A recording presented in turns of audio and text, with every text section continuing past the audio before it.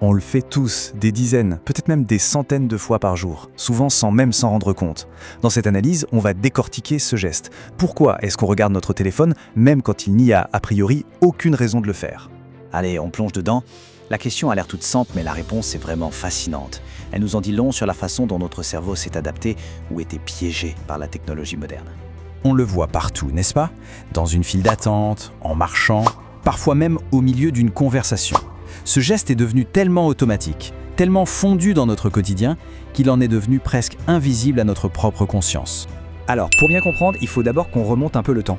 Comment est-ce qu'un simple outil a pu devenir un réflexe, un truc presque physique? À l'origine, c'était simple. On sortait son téléphone pour une raison bien précise, passer un appel, envoyer un SMS. Il y avait un but clair. Aujourd'hui, bien souvent, ce but a complètement disparu. On le sort pour rien. Mais le geste, lui, il est resté, comme une sorte d'écho de nos anciennes habitudes. Et c'est là que ça devient intéressant. Parce qu'à force de répéter cette action des milliers et des milliers de fois, elle a quitté la zone de la décision consciente pour devenir un pur automatisme. La main va vers la poche ou le sac avant même que le cerveau ait eu le temps de se demander pourquoi. C'est un réflexe, tout simplement. Bon, maintenant qu'on a vu le côté geste-réflexe, on va aller voir ce qui se passe à l'intérieur, dans le cerveau, parce que c'est là que se cache la clé la plus puissante de cette habitude. Alors, il y a un concept clé en psychologie qui explique tout ça, le renforcement intermittent. Le nom a l'air un peu barbare, mais l'idée est toute simple. Ça veut dire qu'on obtient une récompense de manière totalement aléatoire et imprévisible. Et cette incertitude, au lieu de nous décourager, elle fait l'inverse, elle nous rend accros. Pour que ce soit super clair, l'image parfaite, c'est la machine à sous. Notre téléphone, c'est exactement la même chose. On tire le levier, c'est-à-dire qu'on déverrouille l'écran en espérant le jackpot. Un message sympa, un like, une notif intéressante. La plupart du temps, il n'y a rien. Mais parfois, il y a quelque chose. Et c'est ce parfois qui nous pousse à rejouer, encore et encore. Du coup, notre cerveau a mis en place une petite boucle d'apprentissage, toute simple mais terriblement efficace. L'action, c'est de regarder le téléphone. Ce qui la déclenche, ce n'est pas la récompense, c'est l'espoir de la récompense, l'anticipation. Et de temps en temps, on reçoit quelque chose, ce qui renforce la boucle. Et c'est reparti pour un tour. Ok, il y a la machine à sous cérébrale, mais ce n'est pas tout. Il y a un autre grand joueur dans cette histoire, notre relation devenue très compliquée avec l'ennui. Faut savoir un truc sur notre cerveau. Il est programmé pour économiser son énergie. Il choisira toujours le chemin le plus facile. Et comme on le voit ici, se poser et réfléchir, ça demande un gros effort. Observer ce qui nous entoure, un effort moyen. Mais prendre son téléphone, ça ne demande quasiment aucun effort. Le choix est donc vite fait pour lui. Le résultat ?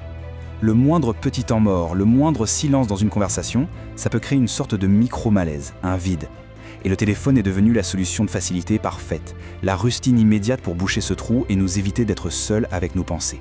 La conséquence de tout ça, elle est assez logique. À force d'être surstimulé en permanence, notre cerveau perd l'habitude du calme, du vide. L'ennui, qui est pourtant un état mental hyper important, devient de plus en plus insupportable. Le téléphone devient alors un refuge systématique. Allez, on ajoute une dernière couche à notre explication, une couche qu'on oublie souvent, l'aspect purement social de ce geste.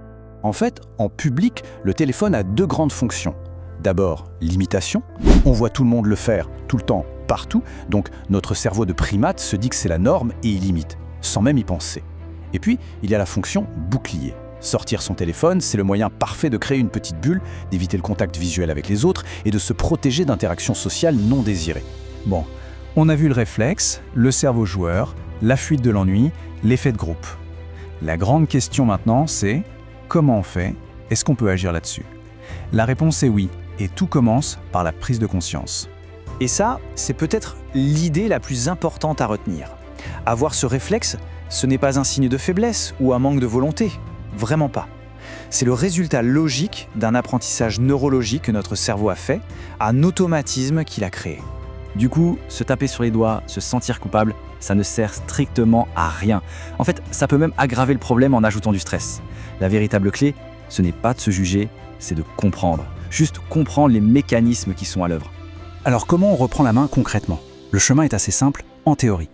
Première étape, juste remarquer le geste, sans jugement. Juste se dire, tiens, je suis en train de prendre mon téléphone. Deuxième étape, essayer de lui redonner une intention. Ok, pourquoi je le prends, là, maintenant? Qu'est-ce que je cherche? Et enfin, troisième étape, la plus difficile peut-être, réapprendre à tolérer et même à apprécier ces petits moments de vide. Et on termine sur cette pensée qui est très puissante. Le but, ce n'est évidemment pas de jeter son téléphone, c'est juste de transformer un geste inconscient, un réflexe, en une action choisie, une action consciente. Parce que dès l'instant où on fait quelque chose en pleine conscience, eh bien, cette chose ne peut plus nous contrôler dans notre dos.